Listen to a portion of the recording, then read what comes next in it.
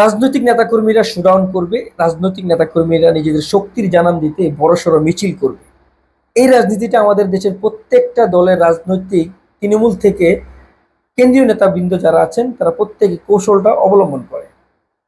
তবে সম্প্রতি আমাদের দেশে নতুন একটা দলের আত্মপ্রকাশ করেছে। ছাত্রদের পক্ষ থেকে যে দলটা গঠন করা হচ্ছে, জাতীয় নাগরিক পার্টি, এ দলের সামনের সারির নেতা বা কেন্দ্রীয় নেতা জনাব সার্জিস আলম তার নিজ জেলায় একটা গাড়ি বহরে শোডাউন করেছে, যা নিয়ে বেশ সমালোচনা হচ্ছে। তাকে নিয়ে যে যার মতো করে মত প্রকাশ করছে। এখন আমরাও মত প্রকাশ করতে পারি। আমরা মনে করি এখন আর আমাদেরকে বাধা দেওয়া হবে না, আমাদের উপরে কেউ ঝাঁপিয়ে পড়বে না। আমরা আমাদের জায়গা থেকে সমালোচনা করতে পারবো, আলোচনা করতে পারবো, এটা তার কোনো বাধা নাই। তো আমার জায়গা থেকে আমিও সাধারণ একজন ক্ষুদ্র নাগরিক হিসেবে আমি সার্জিস আলম সাহেবকে নিয়ে কিছু বলতে চাচ্ছি। সেটা হয়তো নেগেটিভ হতে পারে, পজিটিভ হতে পারে, যার যার অ্যাঙ্গেল থেকে। এই যে সার্জিস আলম সাহেব যে জনতার নেতা, তিনি জনতার ইচ্ছায় তারা একটা দল গঠন করেছেন। জনগণ তাদেরকে নতুন করে বাংলাদেশ বিনির্মাণের, নতুন বাংলাদেশটাকে বিনির্মাণের একটা সুযোগ করে দিচ্ছেন জনগণের প্রত্যাশিত জায়গা তাদেরকে নিয়ে। কিন্তু তিনি যে গাড়ি বহরটা করলেন, এটা অন্যান্য রাজনৈতিক দলের নেতৃবৃন্দরা যদি করেন, সেটা নিয়ে আমাদের কিন্তু কোনো শোডাউন নাই, কোনো চিল্লাফাল্লা নেই, আমাদের কোনো সমালোচনা নাই। কিন্তু এই নতুন এই তরুণ নেতা যখন একটা শোডাউন করলেন, বিশাল শোডাউন, গাড়ি বহরের 100 শতাধিক গাড়ি, এটা তো একটা বড় সড়ো শোডাউন, তিনি যখন করলেন, এটা নিয়ে বেশ সমালোচনা, বিশেষ করে সামাজিক যোগাযোগ মাধ্যমে এটা নিয়ে বেশ ঝড় উঠেছে। মানুষ বলছে নতুন বন্দোবস্তের কথা বলে তারাও পুরনো স্টাইলে রাজনীতি করার চেষ্টা করছে। আমিও সেটাই বলি, তিনি যেহেতু বারবার বলছেন বাংলাদেশে নতুন করে নতুন বন্দোবস্ত হবে, সেক্ষেত্রে তার এই গাড়ি বহরটা একটা পুরনো বন্দোবস্তর জায়গায় আমরা দেখতে পেয়েছি।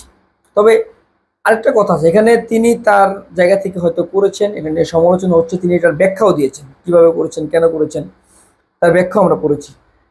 তবে আমার কথা হচ্ছে, উনি ওনার মতো করে করেছেন, সেটা অন্যান্য রাজনৈতিক দলের নেতৃবৃন্দরা যখন করেন সেটা নিয়ে কোনো সমালোচনা হন না বা হওয়ার কোনো সাহসই কেমন না। কিন্তু যেমন সার্জিস আলমকে নিয়ে যেভাবে মানুষ সমালোচনা করছে, এটা করারও একটা যৌক্তিকতা আছে।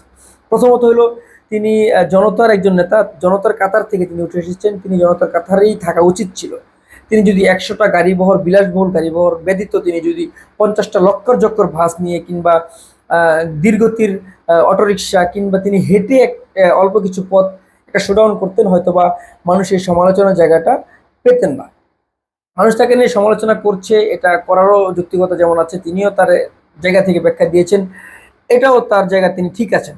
কিন্তু আমাদের কথা হচ্ছে, নতুন বন্দোবস্তর কথা বলে আপনি যদি এভাবে কথা এই কাজটা করেছেন, যেহেতু এটার ব্যাখ্যা আপনি দিয়েছেন, আমি বিশ্বাস করি আপনার দলের অন্যান্য রাজনৈতিক নেতৃবৃন্দ যারা আছেন পরবর্তীতে কখনো, মানে অন্তত নিজের জায়গা থেকে শক্ত থাকবেন বা এমন কোনো শোডাউন করবেন না যা নিয়ে মানুষ সমালোচনা করতে পারে। সমালোচনার জায়গায় কেন দিবেন?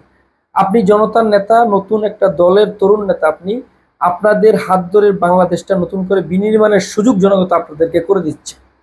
আপনারা যদি জনতার মানে মনের জায়গা তৈরি করতে না পারেন, মনের অনাস্থা তৈরি হয় মানুষের আপনাদের প্রতি, সেই ক্ষেত্রে আপনারা তো অন্যান্য রাজনৈতিক দলের নেতৃবৃন্দের মতোই পরিণত হবেন।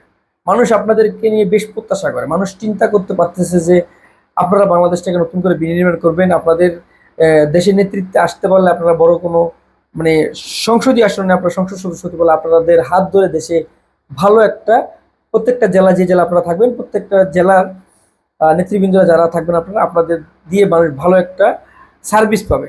সেক্ষেত্রে আপনারা এই নির্বাচনটা নিয়ে ভাবুন, বা নির্বাচন নিয়ে আপনাদের ভাবনা অবশ্যই আছে। আপনি যে পঞ্চগড়ে যে আসনটা গেছেন, সেটা আপনার নিজ এলাকা, আপনি হয়তো সেখানে নির্বাচনের প্রস্তুতি নিতে যাচ্ছেন। আমরা বিশ্বাস করি আপনি পরবর্তীতে কোনো শোডাউন কিংবা নিজের জনশক্তির জানান দিতে অন্তত এইসব কৌশল বা এইসব সাধারণ বিষয়গুলো আপনি খেয়াল রাখবেন। আপনি হয়তো সাবলীলভাবে কাজটা করেছেন, কিন্তু মানুষ সেটাকে সাবলীলভাবে নেন না। মানুষ ভাবেন আপনি হুট করে কিভাবে 100 গাড়ির, শতাধিক গাড়ি আপনি বিলাসবহুল স্টাইলে আপনি একটা শোডাউন করছেন। এটা এই এই কালচারটা হচ্ছে বিগত সময়ে। আমরা সবসময় দেখছি যে কোনো রাজনৈতিক দল তার নেতৃবৃন্দ যারা আছেন, তারা যখন শোডাউন করেন, নিজের শক্তির জানান দিতে মোটরসাইকেল মহড়া দেন, বিশাল মোটরসাইকেল মহড়া, অনেকে আছেন গাড়ি মহড়া দেন। তো সেই ক্ষেত্রে আপনারা যদি একটু সাবধানতার সাথে কাজ করেন, বা প্রত্যেকটা রাজনৈতিক দলের নেতৃবৃন্দ আপনারা যারা আছেন, তারা পরবর্তীতে এই জনাব সার্জিস আলম যে কাজটা করেছেন, সেটা খেয়াল রেখে অন্তত পরবর্তীতে প্রত্যেকটা শোডাউন কিংবা পরবর্তী কর্মসূচিগুলো করবেন। মানুষ আপনাদেরকে যে প্রত্যাশা আপনাদেরকে নিয়ে করে, সেই জায়গাটার ব্যাঘাত ঘটাবেন না। আপনারা জনতার কাতার থেকে এসেছেন, জনতার কাতারে থাকার চেষ্টা করুন। আপনারা যদি মানুষের সাথে মিশতে থাকুন, যেভাবে ছিলেন, যেভাবে আছেন, সামনে এভাবেই থাকুন। কারণ আপনারা জনতার তৈরি একটা দলের নেতৃত্বে আছেন, জনতা আপনাদেরকে বসে দিচ্ছে। সেই ক্ষেত্রে জনতার অনাস্থা সৃষ্টি করলে আপনারা কিন্তু অন্যান্য রাজনৈতিক দলের নেতাকর্মীদের মধ্যে পরিণত হবে। আপনাদের ধারা আমরা ভালো একটা দেশ বিনির্মাণের সুযোগ দেখছি।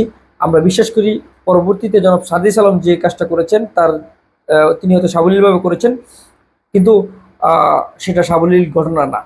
আরেকটা জিনিস হচ্ছে, আমরা এখন কথা বলছি, আমাদেরকে হয়তো এখন আর আগের মতো কেউ বাধা দিবে না। আমরা কথা বলতে পারবো, মত প্রকাশ করতে পারবো। আমাদের জায়গা থেকে আমরা আপনাদেরকে নিয়ে সমালোচনা করি, আলোচনা করি, আপনাদের গুণগান গাই। আহ, এটা হয়তো আপনারা বাধা দিবেন না, বা আমাদেরকে সেভাবে আর বাধার সম্মুখীন হতে হবে না।